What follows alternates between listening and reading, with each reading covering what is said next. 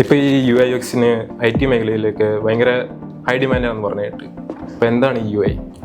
UI എന്ന് വെച്ച് കഴിഞ്ഞാൽ യൂസർ ഇൻ്റർഫേസ് എന്നാണ് പറയുന്നത്. എന്ന് വെച്ച് കഴിഞ്ഞാൽ IT ഫീൽഡിൽ ഫ്രണ്ട് എൻഡിലാണ് നമ്മൾ വർക്ക് ചെയ്യുക. ഫ്രണ്ട് എൻഡിൽ ഡെവലപ്പേഴ്സ് ചെയ്യുന്നതെന്ന് വെച്ച് കഴിഞ്ഞാൽ അവർ കോഡും കാര്യങ്ങളും നമ്മൾ കൊടുക്കുന്ന ഡിസൈൻ കോഡും കാര്യങ്ങളിട്ട് റൺ ചെയ്യുന്നതാണ് ഒരു ആപ്പിലേക്ക് അവരുടെ ജോബ്.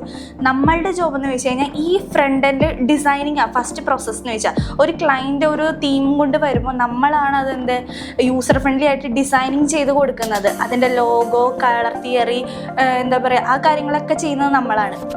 ഒരു ആപ്പ് നമ്മൾ ഡിസൈൻ ചെയ്യുമ്പോൾ എന്തൊക്കെ കാര്യങ്ങൾ ശ്രദ്ധിക്കേണ്ടതെന്ന് വെച്ച് കഴിഞ്ഞാൽ ഫസ്റ്റ് ഓഫ് ഓൾ നമ്മൾ നോക്കേണ്ടത് കളർ തിയറി ഫസ്റ്റാണ്. ഒരു ആപ്പിൻ്റെ കളർ എന്ന് വെച്ചാൽ ലോഗോൻ്റെ കളറായിരിക്കണം നമ്മളുടെ ആപ്പിൻ്റെ കളറായിട്ട് വരേണ്ടത്.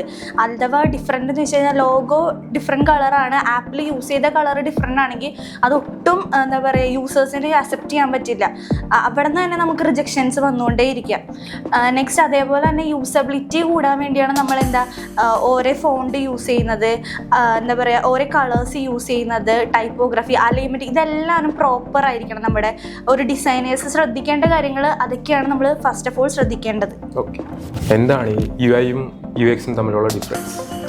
ഈ UX എന്ന് വെച്ച് കഴിഞ്ഞാൽ നമ്മൾ ആപ്പിലേക്ക് വേണ്ട കാര്യങ്ങൾ അന്വേഷിക്കുക എന്നുള്ള സ്റ്റെപ്പാണ് ഈ UX എന്ന് പറയുന്നത് ചെയ്യുന്നത്.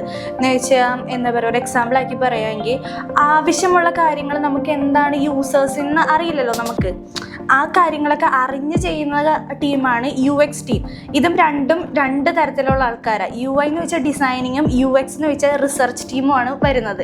ഈ UXൽ മെയിനായിട്ട് നോക്കുക എന്താ ഈ ടാർഗറ്റ് ഓഡിയൻസിൻ്റെ ഫീലിങ്സ് ആണ് നമ്മൾ ഫസ്റ്റ് മനസ്സിലാക്കുക. ഈ ആപ്പ് പുറത്തിറങ്ങി കഴിഞ്ഞ് കഴിഞ്ഞാൽ അവരിത് യൂസ് ചെയ്യുമോ, അവർക്കിത് കംഫർട്ടബിൾ ആയിരിക്കുമോ, അതൊക്കെയാണ് നമ്മൾ ഫസ്റ്റ് ചെക്ക് ചെയ്യുക. ആ ഒരു പ്രൊസീജിയറിനെയാണ് നമ്മൾ UXകാർ ചെയ്യുക. അതിനുശേഷമാണ് ഇവർ ഒരു കേസ് സ്റ്റഡി രൂപത്തിലേക്ക് ഇത് മാറ്റിയിട്ട് UX ടീമിന് കൈമാറുന്നത്. ഇപ്പോൾ ഈ UI/UX പഠിച്ചാൽ എന്തൊക്കെ ജോബ് ഓപ്പർച്യൂണിറ്റീസ് ആണുള്ളത്? ഓക്കെ, ജോബ് ഓപ്പർച്യൂണിറ്റീസ് എന്ന് പറഞ്ഞു കഴിഞ്ഞാൽ നമ്മൾക്ക് UI/UX പഠിച്ചു കഴിഞ്ഞാൽ എന്താ പറയുക, ഒരു ഡിസൈനിങ് ഫസ്റ്റ് ഒരു ആപ്പ് പുറത്തിറങ്ങുന്നത് ആണല്ലോ, ഒരു ആപ്പിൻ്റെ ഡിസൈനിങ് ആണല്ലോ നമ്മൾ ചെയ്യുന്നത്. അപ്പോൾ ഒരു ആപ്പ് ഉണ്ടാക്കണമെങ്കിൽ നമ്മൾ വേണം, UI/UX ടീം വേണം. അതേപോലെ ഒരു വെബ്സൈറ്റ് ഉണ്ടാക്കണമെങ്കിൽ നമ്മൾ വേണം, UI/UX ടീം വേണം അവിടെ. പിന്നെ എന്താ പറയുക, ഇപ്പോൾ AI ഒക്കെ വന്ന കാരണം നമുക്ക് കുറച്ചും കൂടി ഈസിയാണ് ഇത് യൂസ് ചെയ്യാനായിട്ട്. എന്ന് വെച്ച് കഴിഞ്ഞാൽ നമ്മൾ ഉദ്ദേശിക്കുന്ന കണ്ടന്റ്, ടൈം മാനേജ്മെൻറ്റ് എന്ന് വെച്ച് കഴിഞ്ഞാൽ നമ്മൾ ഇപ്പോൾ ചെയ്യുന്ന വർക്ക് കുറച്ചും കൂടി ഈസി ആക്കാൻ പറ്റും AI വന്നതുകൊണ്ട്.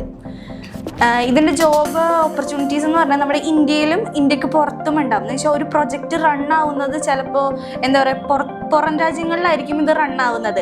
അതിൻ്റെ പാർട്ടായിട്ടായിരിക്കും നമ്മളിവിടെ വർക്ക് ചെയ്യുന്നുണ്ടാവുന്നത്.